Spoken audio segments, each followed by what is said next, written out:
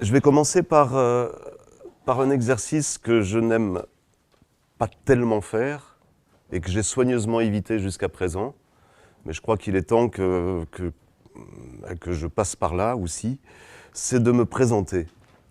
De me présenter et surtout, c'est pas tant dire comment je m'appelle, etc. Ça, je sais bien faire, ça va, c'est pas le problème. Mais c'est surtout pour vous expliquer la suite, pour que vous compreniez bien la suite, pour vous expliquer, je dirais, d'où je viens, pour vous dire d'où je viens et du coup, comment je me suis retrouvé à faire cette démarche et à comprendre certaines choses. Je pense que c'est indispensable que je vous dise ce que j'ai pu traverser dans mon existence. Et ça va être un peu un scoop parce que je n'en parle jamais. La première chose qui me paraît importante pour apprécier ce que j'ai fait par la suite, c'est que jusqu'à l'âge de 18, 19 ans, et même un petit peu plus tard, je ne comprenais absolument rien quand on m'expliquait quelque chose. À l'école, c'est très embêtant. Quand je dis que je ne comprenais rien, c'est vraiment que dès qu'on faisait appel à mon intellect, eh bien, il était aux abonnés absents, il n'y avait rien qui se passait. Ça se brouillait, je ne comprenais pas. C'était un peu pénible, parce qu'évidemment, scolairement, c'était assez insupportable. J'avais la chance quand même de ne pas être trop embêté, parce que je savais faire quelque chose. C'était avec les mathématiques. À ça, les maths, quand il y avait un problème qui était posé, je connaissais la réponse. Alors je ne savais absolument pas du tout comment j'arrivais à la réponse. Mais je connaissais la réponse. Donc, bon, à l'époque, mon époque, quand on était bon en maths, ça allait. On ne nous embêtait pas par ailleurs. C'était mon cas. Comme on ne demandait pas à cette époque-là comment on arrivait au résultat, ça n'intéressait pas grand monde finalement, eh bien tout allait bien. Donc j'arrivais à peu près à suivre un cursus scolaire, sauf que j'arrivais parce que je passais de classe en classe, mais je ne comprenais rien du tout. Et à l'âge de 15 ans, j'ai arrêté parce que c'était insupportable. C'était intenable. Et j'ai continué comme ça à faire ce que je pouvais. J'ai commencé à faire des petits boulots, ce que je pouvais faire sans trop d'apprentissage, parce que sorti de l'école, il fallait encore apprendre à faire des petits boulots. Alors j'ai été vers des choses extrêmement concrètes. Et en me demandant bien ce que j'allais devenir. Ça a été aggravé, ça a pris une tournure encore plus dramatique sur le coup des 13 ans et demi, 14 ans, où avec un accident de sport, j'ai perdu un œil. Et à l'époque, ce qui aurait été juste une journée d'hôpital avec du laser, etc. aujourd'hui, ça a pris des proportions qui n'en finissaient plus. C'est-à-dire, comme la rétine était complètement décollée, puisque c'était un décollement de la rétine, eh bien, il m'a fallu rester 9 mois dans le noir, dont 6 mois sans bouger la tête, et les yeux complètement bandés. Ça développe certaines facultés. Ça, c'est évident. Et je pense que beaucoup de choses vers lesquelles j'ai pu aller très spontanément, très naturellement, elles viennent aussi de ça. Alors bizarrement, je vous rassure tout de suite, j'en garde absolument pas du tout un souvenir ni douloureux, ni problématique. Ça a été une période de ma vie qui a été plutôt heureuse, ces 9 mois. Donc je vous dis pas ça pour plomber l'atmosphère, mais juste pour vous dire par quoi je suis passé. Et puis effectivement, quand je suis arrivé à 18-19 ans, je me suis dit, bon, mais qu'est-ce que tu vas faire de ta vie là? C'est très mal engagé pour toi, c'est très très mal parti pour toi. Tout le monde arrive à apprendre un minimum, et qu'est-ce qui se passe avec toi?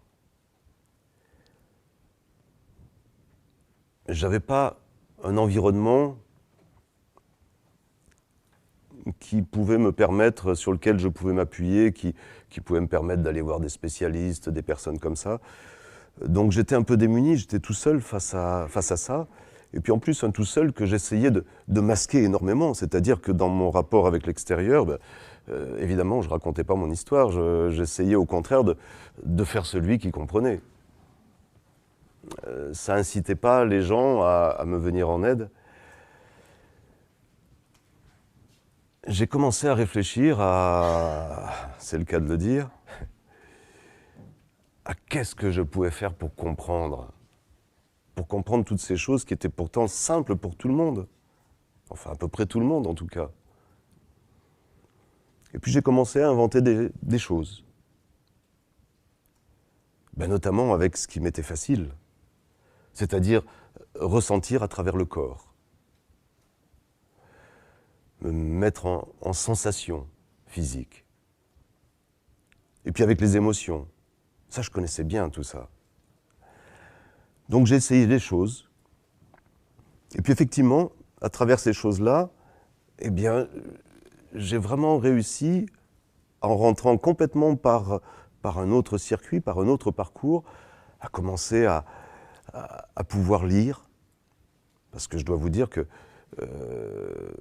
à 18 ans, je n'avais jamais été plus loin que la première page d'un livre.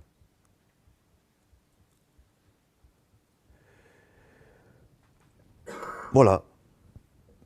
Petit à petit, patiemment, j'ai pu commencer à lire un peu plus qu'une page. J'ai pu commencer à lire un livre. Et puis à comprendre mieux les choses, en me mettant à la place des choses, sensoriellement. Puis j'ai commencé à développer toute une façon d'approcher mon environnement. Et puis ce qui est devenu rigolo, c'est que ça commençait à bien fonctionner pour moi. Et puis je me suis vite rendu compte que je pouvais aider des personnes qui étaient dans les mêmes types de difficultés que moi. Je leur expliquais comment je m'y prenais, comment je faisais, et puis ils essayaient les mêmes choses, et ça marchait aussi pour eux. Et de quelqu'un qui était vraiment incapable d'apprendre quoi que ce soit, je suis devenu un passionné d'apprentissage. En l'espace de 2-3 ans, ça m'occupait tout le temps. En trouvant plein de choses, surtout que je commençais à pouvoir lire, donc à pouvoir aller chercher de la connaissance un peu ailleurs, ça a été une époque extraordinaire pour moi. Une ouverture formidable qui m'a vraiment permis de continuer à façonner un petit peu ma façon de percevoir, de comprendre, de vivre ce qui m'entourait, et puis les autres aussi, et de partager ça. Et de plus en plus d'aider d'autres personnes à travers ça. Et puis les choses se sont faites assez naturellement dans le travail que je faisais, dans les différents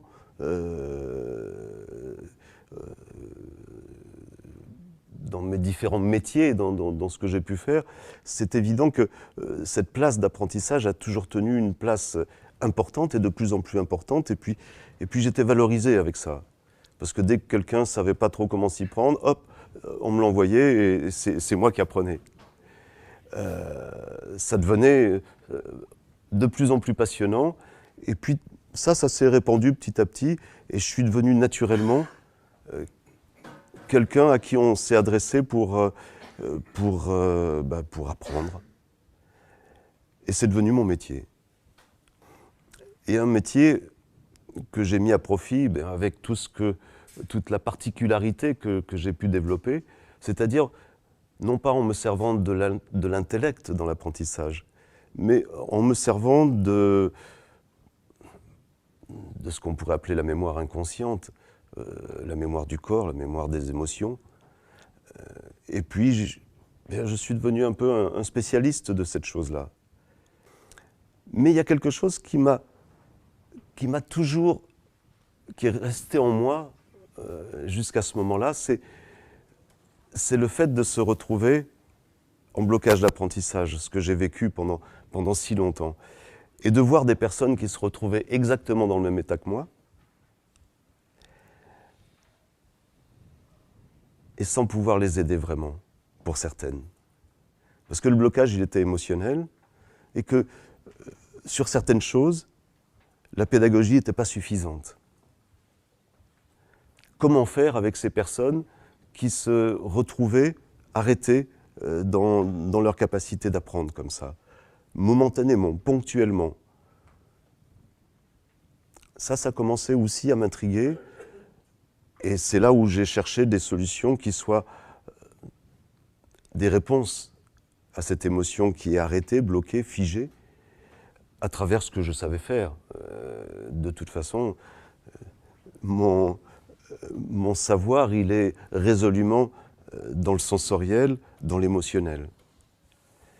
Donc j'ai cherché dans cette direction. Et puis un jour, eh bien, j'ai réussi à ouvrir une petite porte dérobée comme ça, qui semblait vraiment intéressante. Et effectivement, d'emblée, j'ai pu venir en aide aux personnes qui étaient bloquées sur le moment, qui se retrouvaient démunies par rapport à faire fonctionner leur intellect. Ah, super. Donc j'ai expérimenté. Mais ça, c'était... Moi, j'avais trouvé ce que je cherchais, c'est-à-dire ce qui concernait mon métier dans l'apprentissage. Donc pendant 4-5 ans, j'ai utilisé ça uniquement pour de l'apprentissage, pour des blocages d'apprentissage. Et puis, finalement, j'ai bien compris, au bout de tout ce temps-là, que ce n'était pas juste ça, que cette petite porte, elle conduisait dans plein d'autres endroits. Et notamment tout ce qui est phobie, état dépressif, waouh, inhibition, perte de moyens, agressivité, angoisse, panique, etc. Tout ce qui, partout où se retrouvait de l'émotionnel, eh bien, ce petit protocole tout simple que j'avais mis en place pour les blocages d'apprentissage, eh il faisait exactement la même chose. C'est-à-dire que quand quelqu'un se retrouvait en difficulté, quelle qu'elle soit, en colère, en inhibition pour l'apprentissage ou pour d'autres choses, pour la prise de parole en public, pour toutes ces choses-là, je leur demandais « Qu'est-ce qui se passe dans votre corps ?» Ils me décrivaient ce qui se passait dans leur corps. Je leur demandais de laisser évoluer ça. Ils laissaient évoluer et au bout de, pour certains, très rapidement, 5-10 secondes, pour d'autres, un petit peu plus longtemps, au maximum 2 minutes, 2 minutes 30, c'est vraiment le maximum que l'on peut observer. Mais en général, quand c'est en situation, sur le moment, c'est beaucoup moins que ça. La moyenne, c'est effectivement 45 secondes, pour donner un chiffre comme ça. Au bout de 45 secondes, voilà, ils étaient tranquilles. Et on pouvait reprendre l'apprentissage. Au bout de 45 secondes, non seulement ils n'étaient plus en colère, mais ce qui les mettait systématiquement en colère ne les mettait plus en colère. Au bout de 45 secondes en moyenne, toutes les inhibitions, toutes les angoisses se retrouvaient complètement comme dissoutes d'une certaine manière. Alors c'est le mot que j'employais à l'époque, je ne l'emploie plus du tout maintenant. J'y reviendrai par la suite. Beaucoup plus interpellant, les personnes en état dépressif, ça faisait exactement les mêmes choses.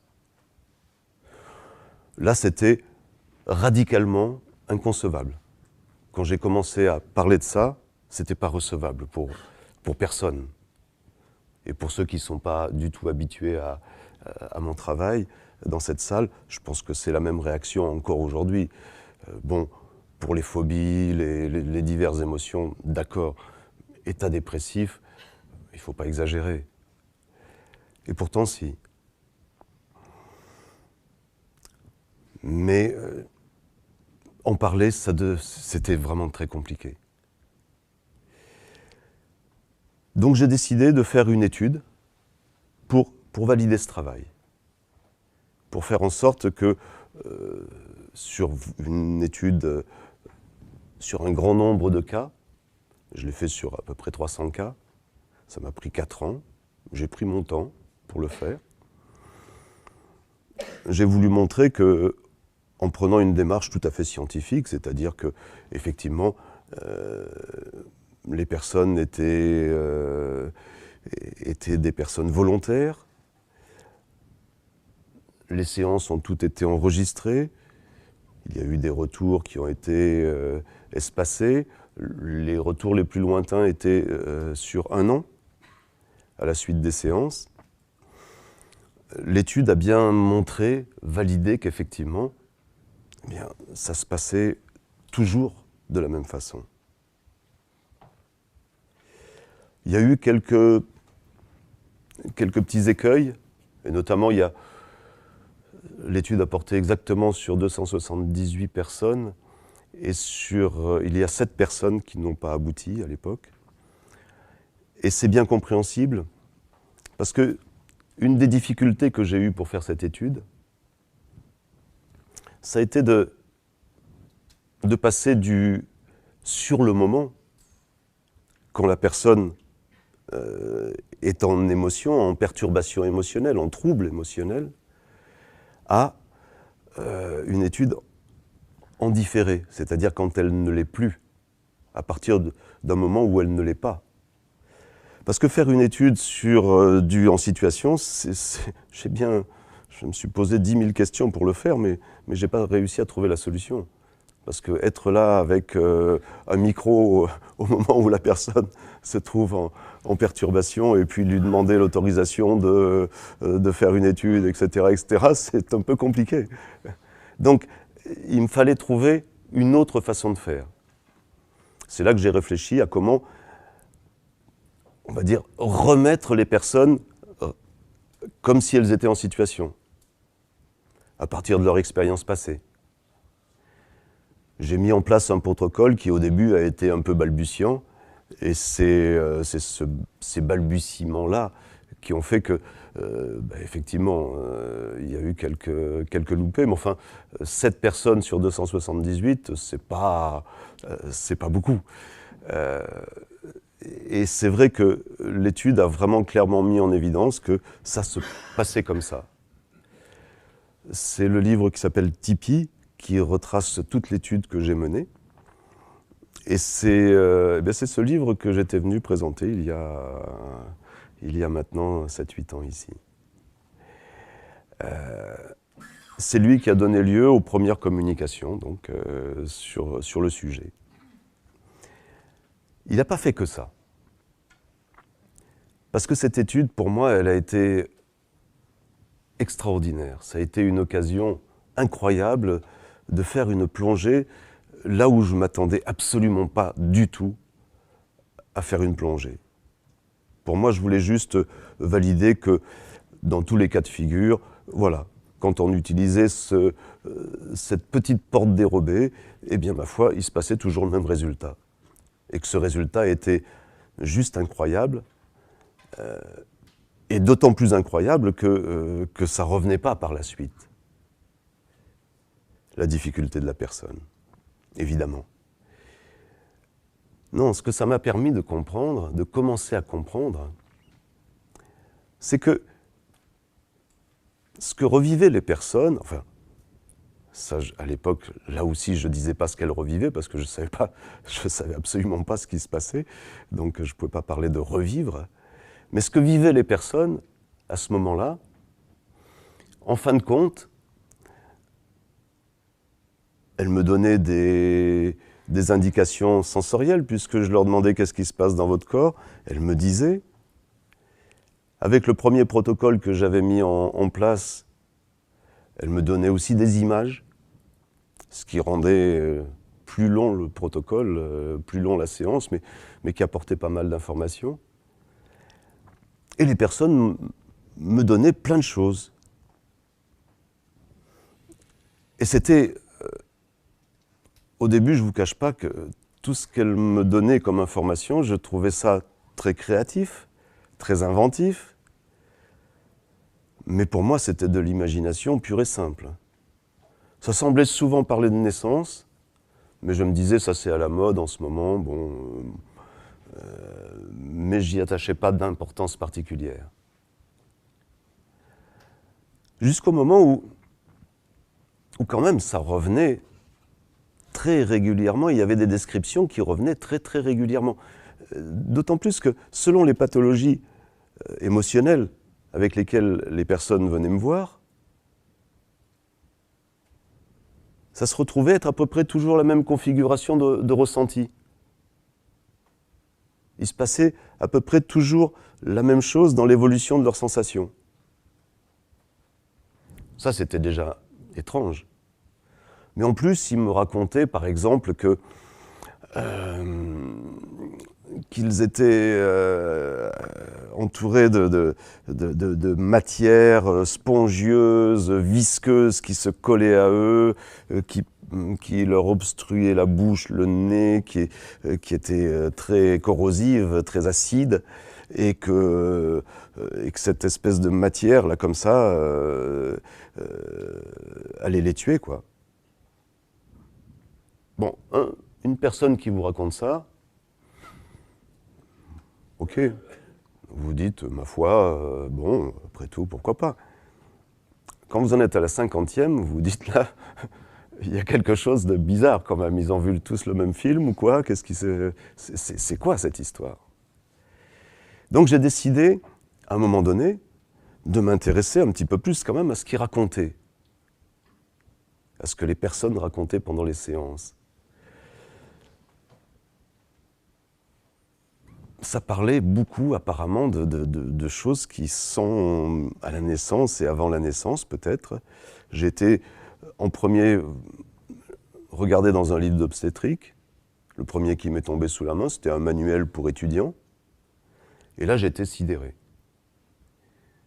Parce que tout était là. Toutes les descriptions, je les retrouvais dans ce manuel. Après, j'ai été voir des obstétriciens. Pour certains, je leur ai fait écouter mes enregistrements. Ils m'ont dit, mais c'est complètement fou. C'est exactement la description d'épisodes qui se passent avant la naissance ou à la naissance. Waouh! Oh, j'ai repris tous mes enregistrements, j'ai réécouté ça. Là, d'un seul coup, j'ai pris ça au sérieux. Et puis j'ai commencé à essayer de comprendre ce qui se recoupait avec telle pathologie, telle autre, de voir en regard les événements qui avaient pu se passer. Et c'était d'une logique, d'une lecture incroyablement simple.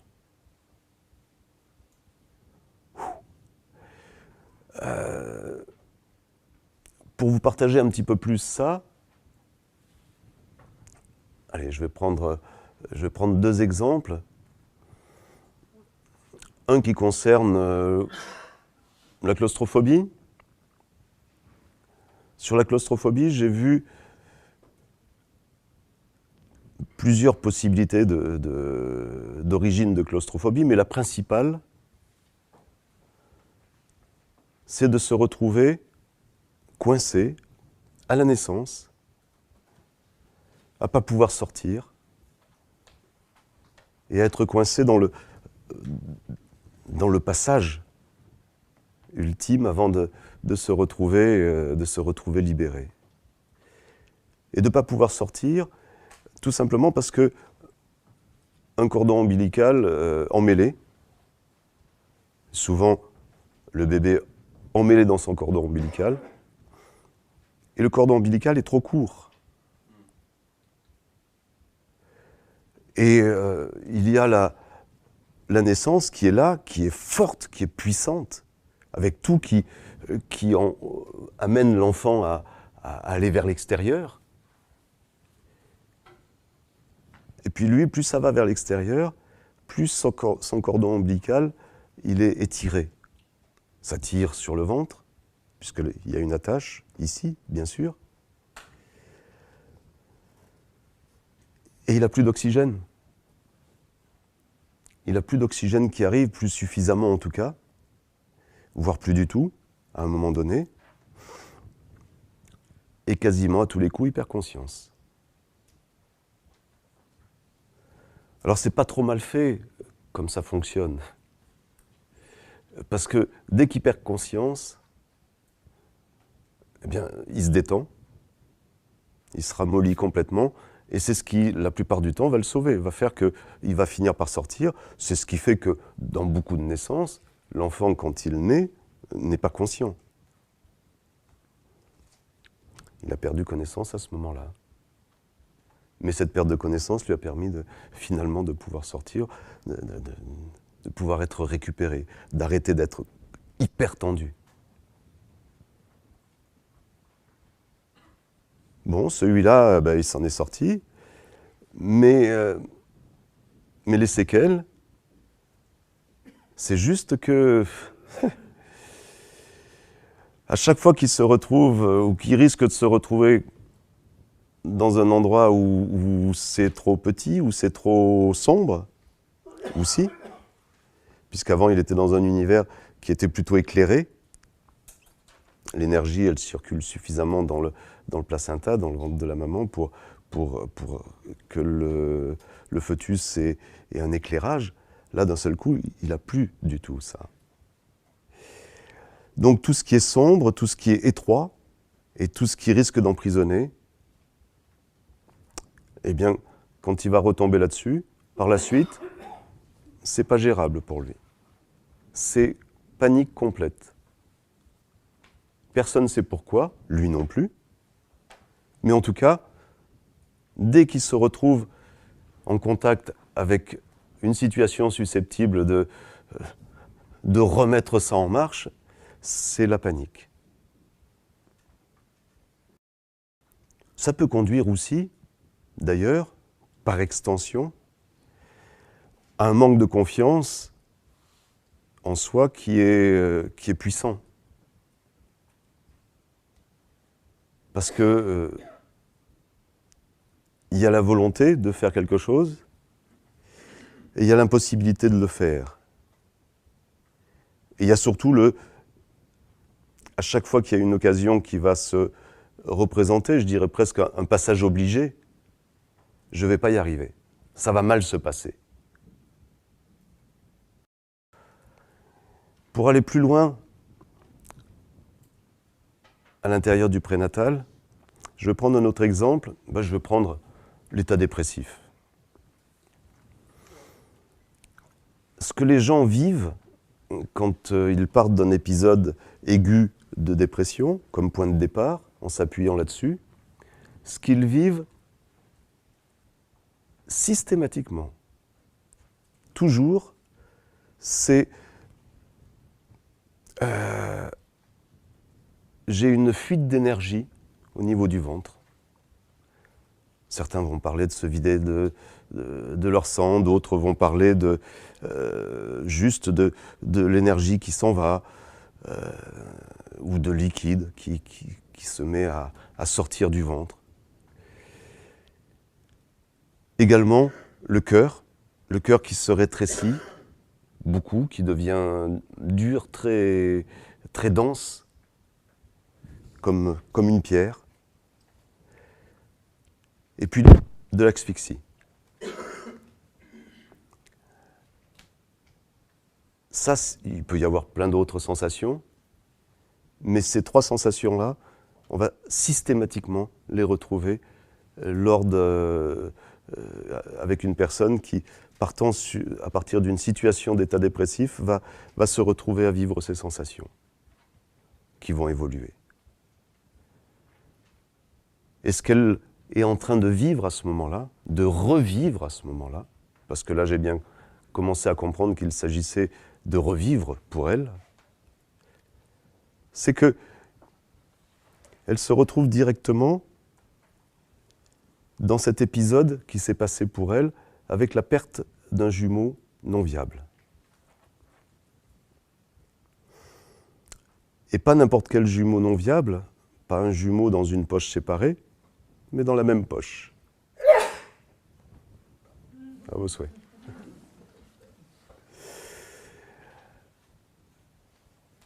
Ce qui se passe à ce moment-là, c'est bien connu en obstétrique, c'est un phénomène qui est extrêmement bien connu. Je ne sais pas pourquoi il a été autant étudié, mais en tout cas, c'est l'un des sans doute qui a été les plus étudiés.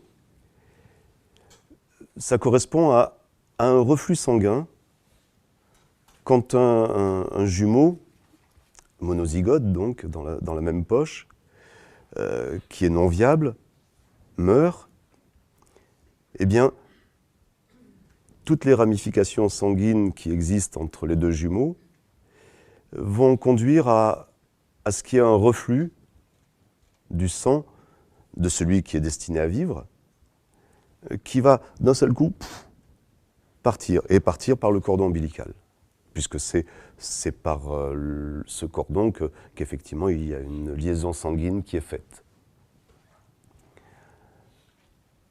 Ce reflux sanguin, il donne quasiment à tous les coups lieu d'une perte de connaissance par asphyxie. Effectivement, le cœur qui se serre, l'asphyxie, et puis cette sensation de perdre de l'énergie, de perdre du sang par le ventre, qui est très curieuse pour nous, humains, par la suite, évidemment. Bien, dès que la personne a revécu ça y est, elle retrouve son état de sérénité, je dirais. Et puis elle va en avoir fini avec son état dépressif.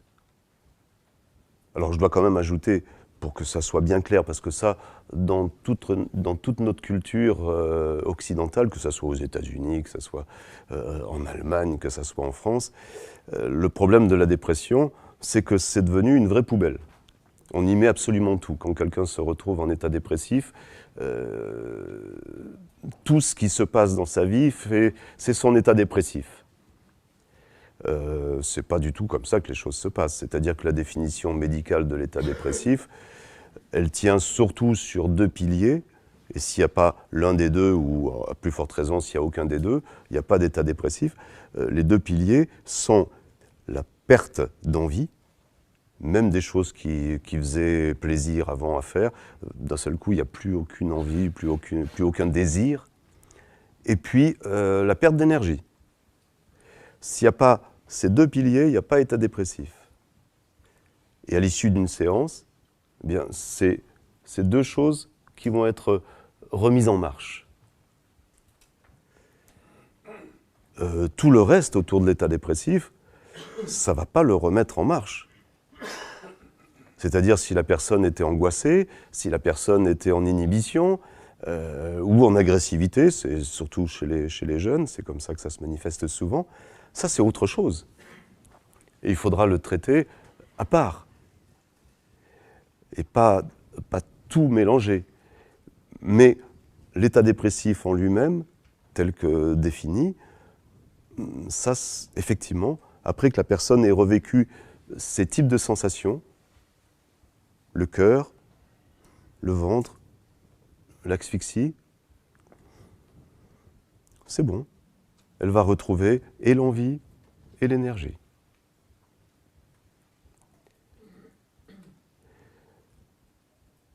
Alors effectivement, je pourrais vous raconter pas mal d'autres choses qui viennent de cette période assez troublée de perte de jumeaux non viables. C'est-à-dire que dans mes séances, les gens n'arrêtaient pas de me raconter des trucs comme ça.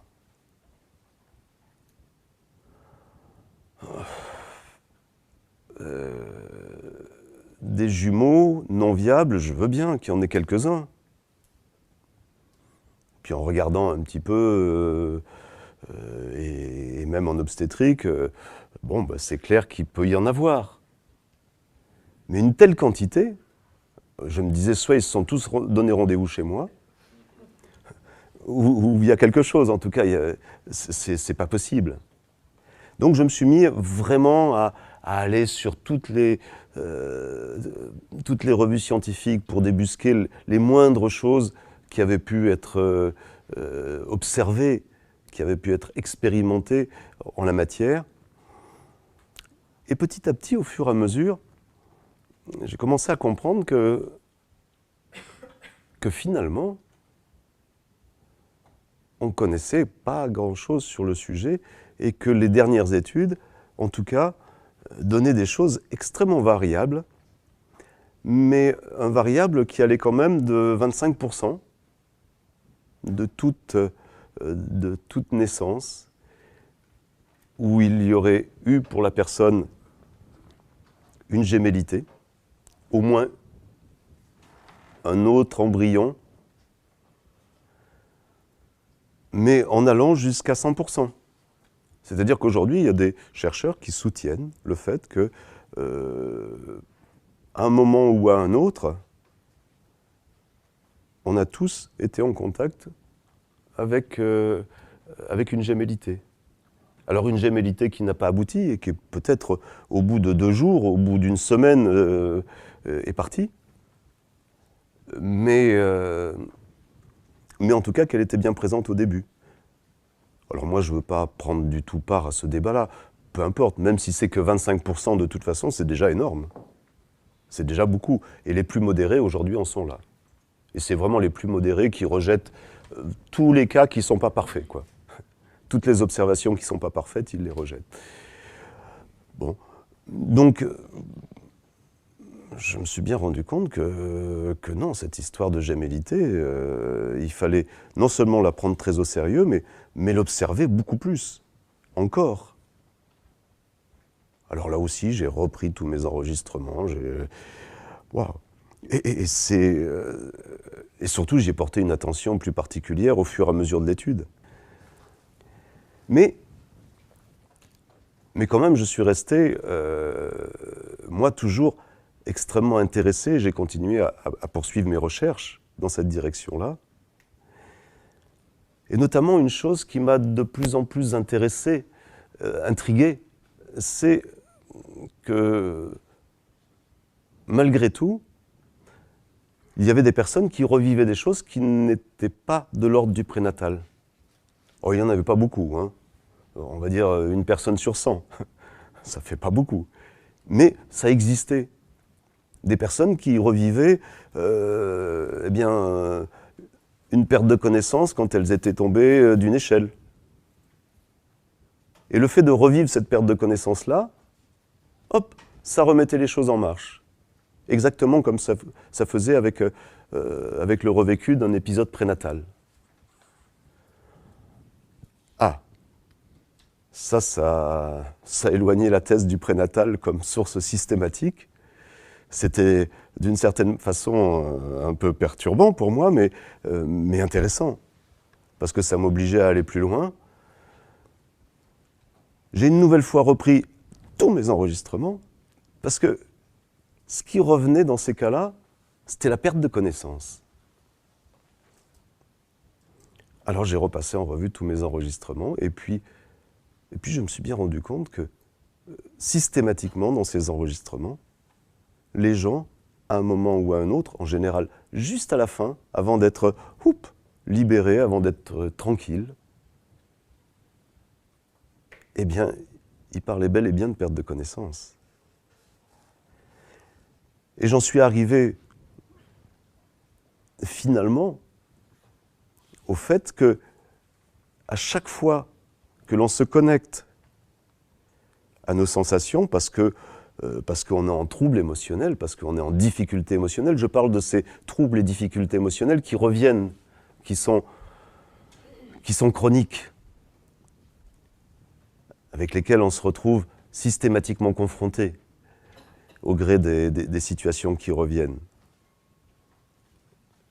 Eh bien, en fait, ce que l'on vit, que ce soit moi-même quand je le fais sur moi-même, ou que ce soit la personne à qui je viens en aide, ou la personne qui se débrouille toute seule pour le faire, c'est systématiquement une perte de conscience.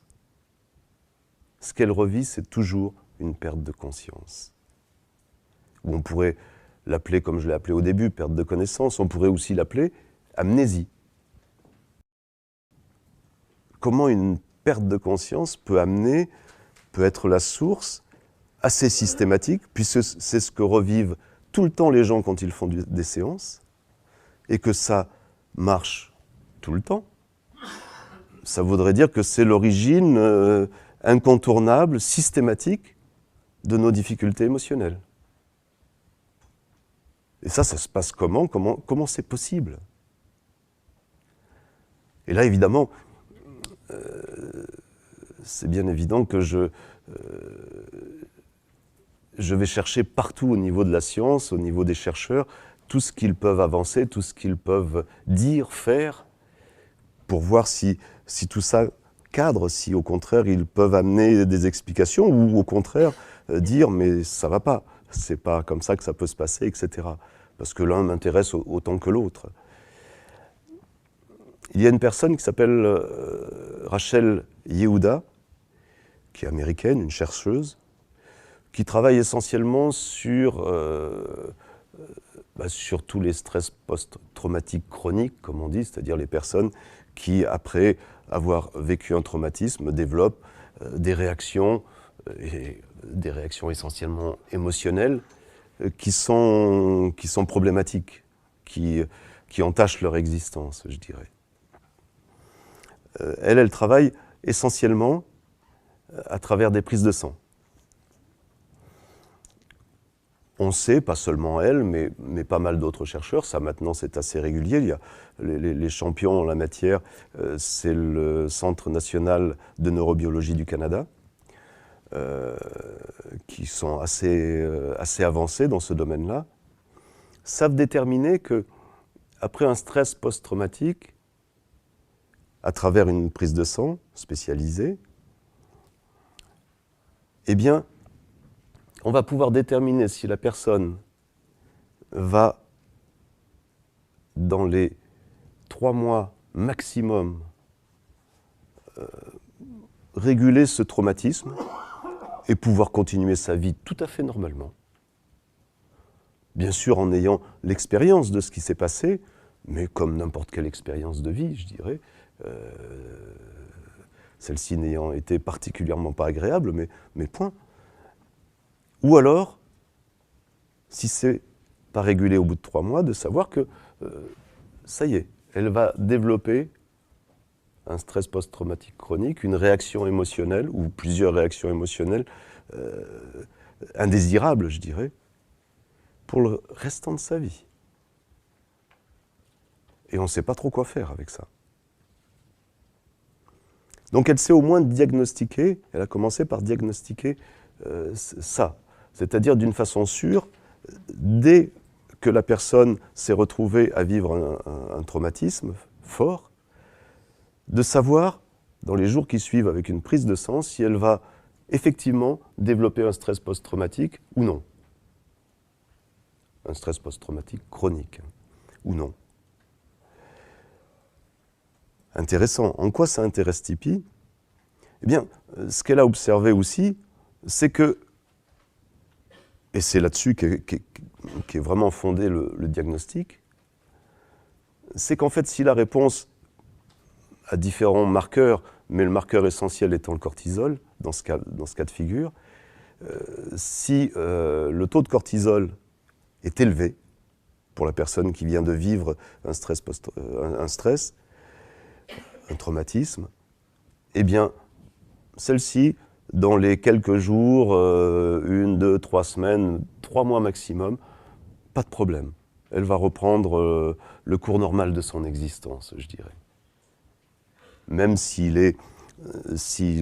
elle aura intégré cette expérience. Mais ça ne l'empêchera pas de poursuivre son existence normalement, sans désordre, je dirais. Et ça, c'est l'Organisation mondiale de la santé qui donne ces chiffres, ça représente entre 75% et 85% des personnes. Et puis, il y a ces 15 à 25%, selon les cas de figure, selon les traumatismes aussi, eux, eh bien, leurs marqueurs en cortisol, au contraire d'être élevés, vont être étonnamment bas. Et cela, eh bien, on sait que d'une manière sûre, à 100%, ils vont développer des réactions émotionnelles chroniques par la suite. Là où ça a été plus loin, où cette personne-là, notamment, Rachel Yehuda, a été beaucoup plus loin, c'est de faire la relation avec le fait que les personnes qui avaient une réponse faible en cortisol, face à un stress, à une stimulation très très puissante, très forte, à une peur intense, c'est des personnes qui avaient déjà connu des pertes de conscience, des pertes de connaissance, des amnésies. Et elle a mis en regard, effectivement, le systématique de l'amnésie avec une réponse par la suite, dans un nouvel épisode, avec une réponse basse en cortisol.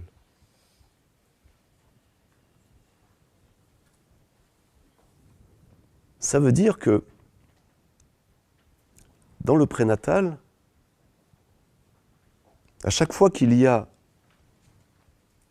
l'on vit une perte de connaissance, et la matière est nombreuse, c'est-à-dire que c'est à peu près évident qu'on a tous vécu de nombreuses pertes de connaissance dans la période prénatale, c'est quasiment normal, c'est un passage obligé, ça ne peut quasiment que se passer comme ça, parce qu'il y a tellement d'occasions qu'on en a vécu, c'est sûr.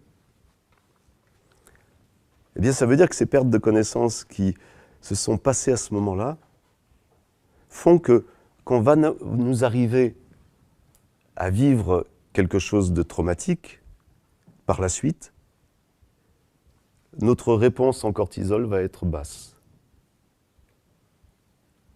Pas seulement en cortisol, hein, mais je simplifie, parce que c'est la mesure essentielle, c'est le marqueur essentiel dans son étude, et dans l'étude de pas mal d'autres. Donc effectivement, en ce sens, on peut dire que pour qu'il y ait perturbation émotionnelle chronique, il faut qu'il y ait eu précédemment une perte de connaissance. À la limite, peu importe à quel moment de notre vie elle est intervenue. Ça peut être à 70 ans, ça peut être à 20 ans, ça peut être dans notre jeunesse. Sauf que le grand pourvoyeur de perte de connaissance dans notre vie, c'est la période prénatale et à la naissance.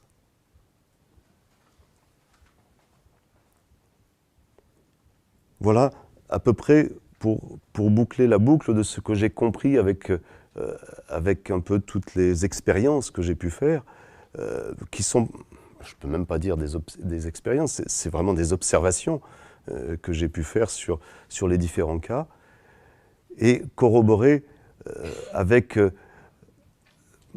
que les scientifiques, j'en ai cité une, mais il y en a d'autres, ont pu observer. Ça s'est renforcé encore plus généralement en neurobiologie par différents chercheurs. Celui qui est peut-être le plus à retenir en la matière, c'est Bruce McEwen. Celui-là, il a bien mis en évidence ce qui se passe quand il y a un stress, une peur trop intense que l'on n'est pas en capacité d'assumer, et qui donne, je vous le dis, je vous le donne en mille, une amnésie. Eh bien, toute cette zone, on se déconnecte. Toute cette zone dans le cerveau qui est concernée, tous ces neurones qui sont concernés par ce stress, cette peur, cette intensité-là, se déconnectent du reste du réseau. et ne se reconnecte plus. C'est-à-dire qu'en nous, c'est quelque chose qui est complètement isolé du reste. C'est un peu tel qu'on pourrait imaginer d'une certaine manière la mer qui est mouvante tout le temps, puisqu'on commence à savoir, là aussi, de plus en plus de scientifiques nous le disent, maintenant ça paraît quasiment acquis, qu'on n'a pas une mémoire où tout s'inscrit et tout s'inscrit et tout s'inscrit, mais une mémoire qui se reconstruit tout le temps, qui se réinvente constamment. Eh bien, il semblerait qu'au milieu de cette mémoire qui se réinvente, qui se reconstruit tout le temps, qui soit très mouvante, ben, il y a ces îlots, là, comme ça, qui sont pas du tout dans le mouvement, qui, eux, restent fixes et qui sont déconnectés de tout le reste. Et lui, dans ses expériences, dit il y a une solution pour reconnecter ces îlots, c'est de provoquer une impulsion forte. Lui, en tant que scientifique, il pense à l'électricité. Ce qui, effectivement, ça fait plus d'un siècle maintenant qu'on a eu recours aux électrochocs pour essayer d'obtenir quelque chose sur des personnes pour qui ça ne se passait pas bien du tout. Et si les médecins ont continué, c'est parce que quelquefois, ça donne des résultats. Après, moi, je n'irai pas plus dans ce côté-là. Mais il me paraît à peu près évident, aujourd'hui, que loin de mettre de l'électricité, avec Tipeee, pourtant, avec ce processus que je vous ai décrit, pourtant, je pense qu'on fait exactement la même chose. De restimuler très précisément une zone qui va se remettre en marche, qui va se reconnecter. Et pour moi, effectivement, quand on se retrouve à se connecter avec les sensations que l'on peut ressentir quand on est en difficulté émotionnelle, et se laisser porter par ces sensations, les laisser évoluer, les laisser se transformer, puisque c'est ce qui se passe, toute cette espèce de visite sensorielle que l'on fait, qui est bien sûr pas particulièrement agréable, eh bien, c'est de cette façon extrêmement ciblée, c'est d'aller reconnecter ces zones-là. Et maintenant qu'on est capable de les assumer, alors d'autant plus si ça s'est passé dans le prénatal, il n'y a plus de raison qu'il n'y ait aucune peur, aucune immobilisation émotionnelle pour nous qui se passe. Eh bien, effectivement, il semblerait que cette reconnexion fasse que, de manière très simple, tout ça se remette en marche. Et si ça se remet en marche, eh bien, dans les secondes qui suivent, ça y est, je suis plus du tout dans cette difficulté, parce que c'est plus bloqué. Et je dirais que, pour moi, la grande qualité de ce que j'ai fini par appeler une capacité naturelle que nous avons à notre disposition, tous, indépendamment de notre culture, indépendamment de tout ce que l'on a pu vivre auparavant, eh bien cette capacité naturelle, loin de couper, loin d'anesthésier, de faire oublier, au contraire, elle reconnecte. Elle permet une reconnexion avec ce qui était déconnecté. Ça permet de réunir ce qui était dissocié. Et une fois que c'est réuni, eh bien ça prend son cours normal et puis les choses... et puis juste on peut continuer à vivre, tout simplement. À vivre normalement, mais en mieux. On va dire que chaque situation, finalement, se retrouve à nous renvoyer à une perte de conscience bien spécifique, dans une occasion bien spécifique. Ce qui est vrai et faux en même temps, parce que ce n'est pas chaque situation. En fait, et vous pouvez aisément le remarquer dans ce qui peut se passer pour vous émotionnellement, c'est que quand j'ai une perturbation émotionnelle, effectivement, je ressens des sensations. Eh bien, bon, je vais reprendre un exemple que je prends habituellement, ça sera plus simple. Je vais faire une balade en montagne et je me retrouve passer près du vide. Et le vide, moi, je n'aime pas ça du tout. Ça me provoque... bon, j'ai le vertige. Ok. Qu'est-ce que j'ai comme sensation? Ça se met à tourner et puis je suis complètement asphyxié. Et puis j'ai les jambes qui se dérobent complètement. Bon. Mais je ne sais pas faire Tipeee, hein, c'est juste que j'observe ça, quoi.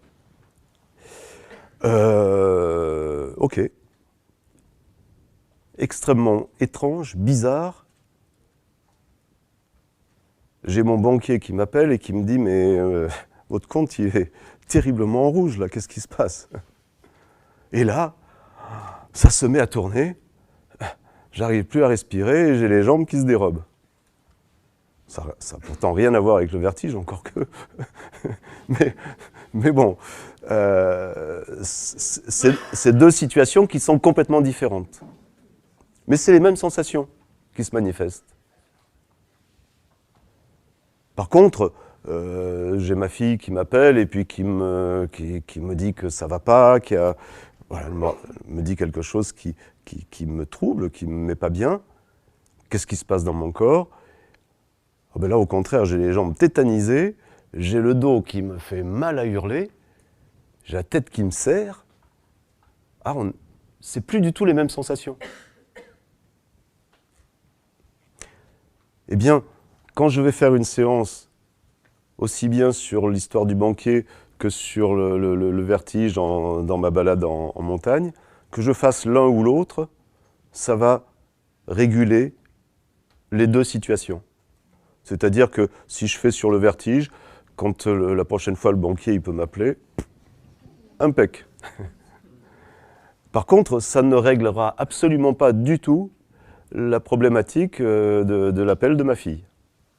Il faudra que je fasse là une autre séance, une autre introspection sensorielle. Il y a une chose que je ne comprends pas, c'est que quand on fait faire un Tipeee, on passe par le sensoriel. On demande aux gens de ne plus mentaliser et on leur demande, on passe de l'émotion même aux sensations. Ça, j'ai découvert la différence entre l'émotion qui a une couleur psychologique et la sensation qui est corporelle. Je ne vois pas cette explication causale du prénatal qui intervient brusquement au bout de la sensation me gêne. Parce que là, justement, on est en train de rechercher une cause.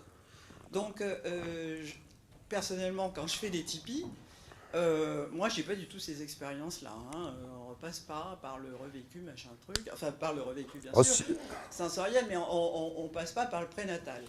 Et les gens se sentent très bien. Les Tipeee sont réussis. Chaque fois que j'ai pu avoir des retours, ils sont réussis.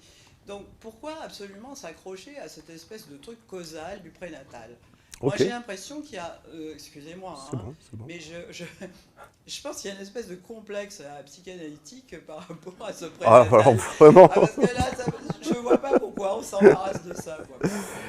Non, personnellement, je m'embarrasse pas de ça. Ça m'a même embarrassé parce qu'au départ, alors moi, j'étais à 10 milieux de ça et je dirais presque qu'au départ, même ça ne m'intéressait pas, tout cet aspect-là. Il s'est imposé à pur et simple. Alors tu dis, quand je fais une séance, moi, j'observe pas du tout ça. Mais heureusement, ça veut dire que tes séances, elles se font vite et que la personne te donne 2-3 sensations, évolution, et puis ça y est, c'est terminé. Bien sûr, et aujourd'hui les miennes aussi, sauf quand je fais des séances expérimentales où je pose plein de questions aux gens, et notamment des questions visuelles, des questions. Alors ça dure Alors là, ça dure 20 minutes, ça dure une demi-heure. On sort de la sensation, là, on commence à de nouveau gamberger. Bien sûr. Mais au début, c'est bien vers ça que j'ai été, ne sachant pas. Parce que j'ai mis en place un protocole quand j'ai voulu faire du différé, c'est-à-dire permettre aux personnes de se remobiliser. C'est comme ça que je l'ai approché. Et ça a été une chance parce que ça m'a donné plein d'informations, effectivement. En tout cas, c'est des choses qui se sont imposées à moi. Je suis vraiment parti de l'observation, de tous ces enregistrements que j'ai et qui ne parlent que de ça. Alors, je dirais presque, peu importe si, du coup, en leur demandant un petit peu plus, ils m'ont sorti ça, ce qui est troublant de toute façon.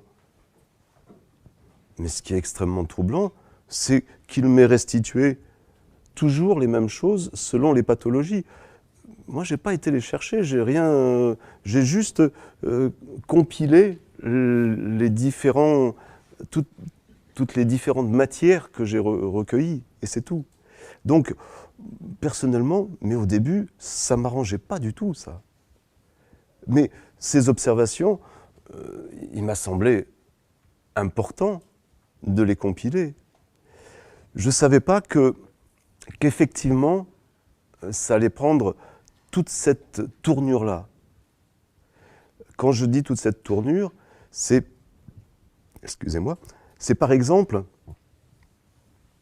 eh bien, en Allemagne, ils sont très avancés sur la psychologie prénatale. Ils ont un module en psychologie, en fac de psychologie, sur la psychologie prénatale. C'est la première chose qu'ils font. Parce que il y a une personne qui s'appelle Ludwig Janus, qui a compilé tout ce qui existait, avec tous les travaux qui ont pu exister de Stanislas Grof et bien d'autres, sur le prénatal. Et il a essayé de voir quelle interférence ça pouvait avoir. Et il en a établi, effectivement, tout un savoir, toute une connaissance qui sert énormément en Allemagne. C'est très présent en Allemagne. C'était, il y a 6 mois, tous ces universitaires, chercheurs, m'ont demandé de les rencontrer, m'ont demandé sur une journée de pouvoir me rencontrer. Donc j'y étais évidemment bien volontiers. Et là, j'étais absolument sidéré parce que pour moi, effectivement, jusqu'à ce moment-là, j'avais absolument pas du tout conscience de l'importance de ce travail-là. Il existait, je l'ai mis à disposition parce que c'est juste de l'ordre d'observation. Si ça peut être utile à des personnes, voilà, c'est fait. Et eux me disent, mais après m'avoir écouté pendant une paire d'heures, ils me disent, mais il faut que vous arrêtiez. Il faut que vous arrêtiez de minimiser complètement ce travail-là. Et presque de le cacher comme s'il pouvait être gênant. Non seulement il ne faut pas le cacher, mais il faut absolument que vous le fassiez connaître. Parce que je vous signale que vous n'en avez pas conscience, mais que toutes les recherches qui se font actuellement sur tout ce qui concerne le prénatal, mais tous les gens, ils ont votre livre. Tous les chercheurs aujourd'hui, ils ont votre livre. C'est l'étude incontournable sur le prénatal, telle qu'elle a été réalisée, et avec les résultats que vous mentionnez, elle est juste incontournable. Et ce sont des universitaires qui étaient là à m'écouter. Moi, j'étais très impressionné parce qu'avec tout leur savoir, j'étais dans mes petits souliers. Et eux, me disant ça, j'ai pris conscience, je crois, ce jour-là, donc il n'y a vraiment pas longtemps, que cet énorme travail que j'ai fait de compilation, où j'ai juste pris les observations de ce qui a existé. Mais c'est une somme de travail remarquable. Et je ne sais pas parce que c'est moi qui l'ai fait, mais effectivement, il y a une matière pour comprendre, pour s'avancer plus loin, Et je pense qu'on en est aujourd'hui pas du tout à la fin de la compréhension, mais au tout début. Et j'ai bien conscience que tout ça, mais il faut qu'il y ait plein de chercheurs, qu'il y ait plein de personnes qui prennent ce travail, qui l'amènent plus loin. Mais aujourd'hui, je crois qu'il est temps de ne plus résoudre Tipeee juste à l'acte thérapeutique. Ou même, un peu mieux que ça, de résoudre Tipeee à une capacité naturelle, parce qu'aujourd'hui on en est vraiment là. C'est-à-dire que, en tout cas en situation, n'importe qui peut apprendre à le faire juste de manière toute simple, en quelques minutes. On fait des formations publiques pour ça qui sont formidables et qui apprennent aux gens à le faire. Et on a des retours tout aussi formidables par rapport à ça. Donc il y a une autonomie qui peut se mettre et qui montre bien, et on va aller vers d'autres exemples tout à l'heure, qui montrent bien comment cette possibilité que l'on a à notre disposition est vraiment une capacité naturelle. Mais c'est autre chose. Ça amène une autre vision et ça amène vraiment une autre façon de voir notre fonctionnement émotionnel. Radicalement différente de ce qu'on en a pensé jusqu'à présent. Et jusqu'à présent, je le pensais, moi, et j'en disais rien. Je crois qu'aujourd'hui, il est temps au contraire, de le dire énormément. Parce que je me rends compte qu'à chaque fois que je commence à parler de ça, eh bien, il y a vraiment une possibilité pour chacun de se dire « Ah oui, on ne fonctionne pas comme on pensait fonctionner. On fonctionne différemment, et ce différemment-là, il ouvre des portes extrêmement importantes. » En Espagne, c'est le volet qu'ils ont pris. En Espagne, je suis surtout connu pour mon travail. Tipeee n'était pas du tout connu. Il l'est devenu à une vitesse ahurissante, juste parce que, justement, les gens se sont intéressés, à travers les médias essentiellement, à cette nouvelle façon de voir notre émotionnel, notre fonctionnement émotionnel. De plus se dire, bon, il y a un traumatisme qui est vécu, la guerre, un épisode, etc. Il y a un traumatisme qui est vécu et tout part de là. Et ainsi de suite. Non, ça va être juste un déclencheur. Pour que ça parte, il faut qu'il y ait eu quelque chose qui soit passé avant. Et ça ne sert à rien d'aller tourner autour de ce traumatisme-là. Pas à rien, j'exagère. Mais en tout cas, ça ne va pas résoudre. On va pouvoir faire en sorte que ça s'allège, que ça soit mieux accepté, etc. Mais tant qu'on reste sur ce traumatisme déclencheur, on ne va pas du tout vers le bon endroit. Le bon endroit, c'est ce que cet événement déclencheur, ce traumatisme déclencheur, a mis en résonance comme perte de conscience, comme épisode que l'on a pu vivre auparavant. Ça, pour une révolution, dans la façon de voir nos émotions, c'est une sacrée révolution. C'est même... Et ça, c'est les Allemands qui m'ont bien mis les choses en évidence, mais c'est même l'une des dernières vraies révélations d'importance qu'on a sur le sujet. Et c'est vrai qu'aujourd'hui, ce soir, 7 ans, 8 ans après, eh bien, je pense que c'est bien de passer maintenant à dire ça, à le faire vivre, à le transmettre et à le médiatiser parce que je pense que ça, c'est une introduction beaucoup plus sûre pour les personnes pour aller vers eux-mêmes. À partir du moment où, effectivement, on se dira plus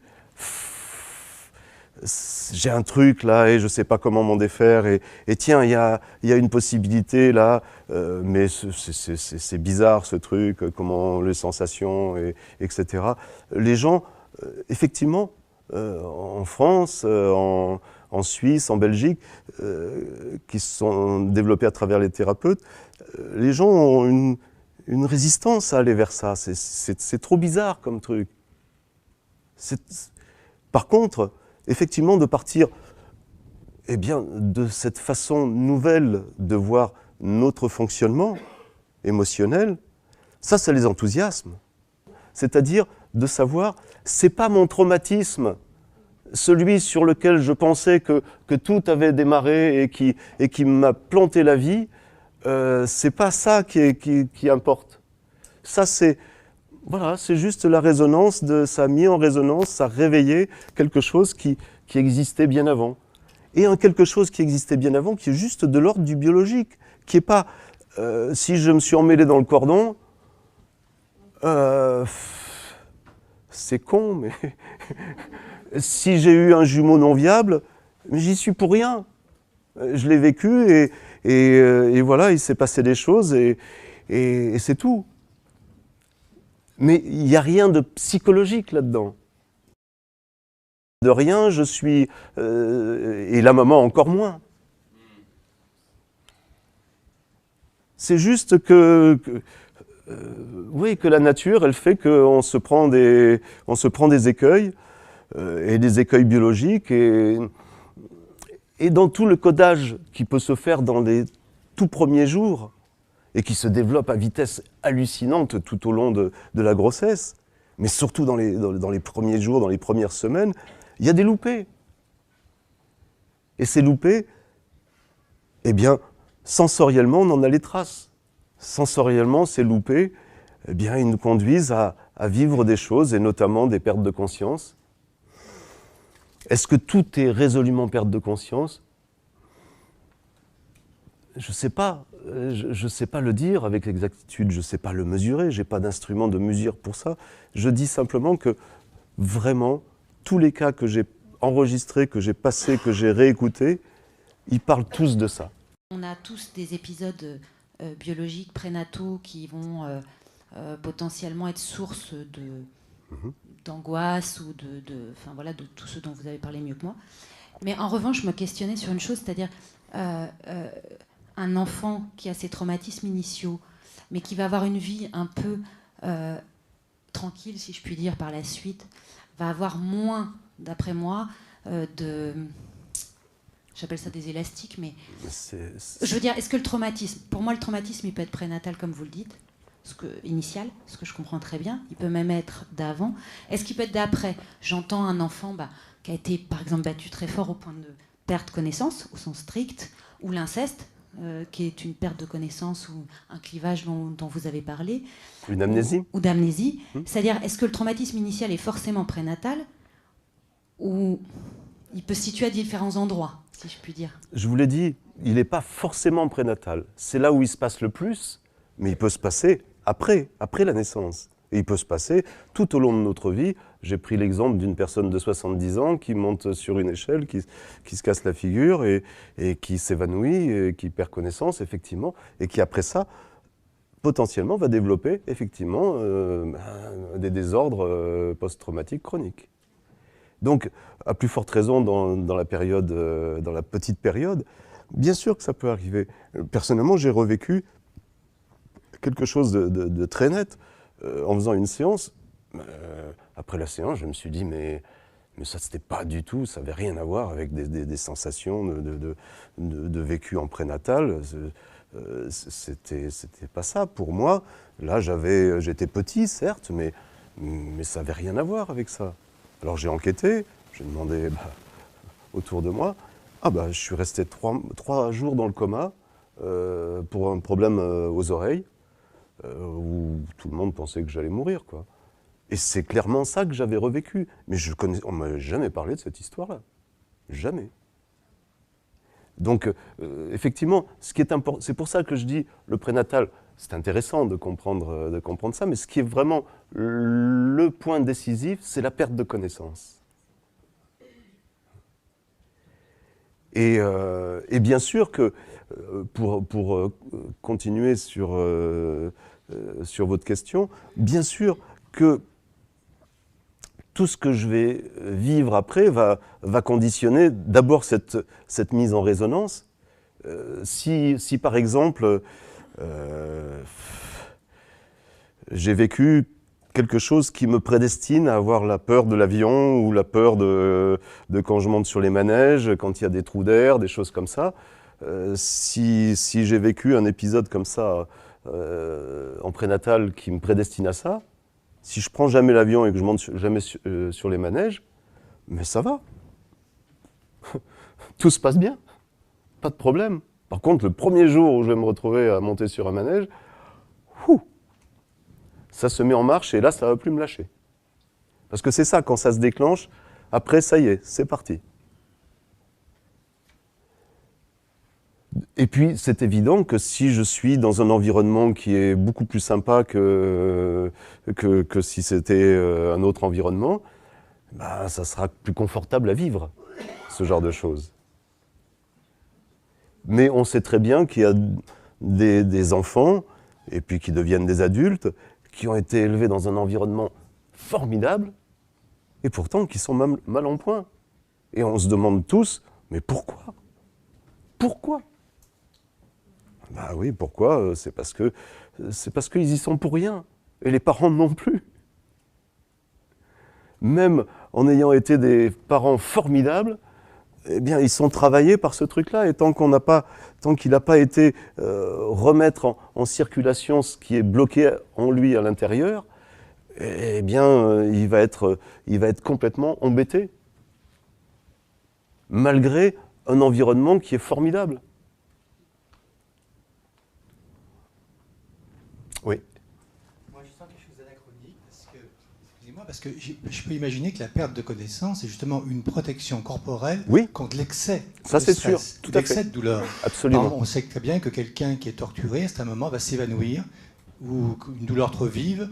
Donc, au lieu de créer un traumatisme, je pensais au contraire que la perte de connaissance protégeait l'individu contre le traumatisme. Alors, c'est là où je comprends plus bien. Parce que je pensais que le traumatisme venait d'un excès de conscience, au contraire, où ça devient insupportable et pourtant ça s'engramme dans le corps.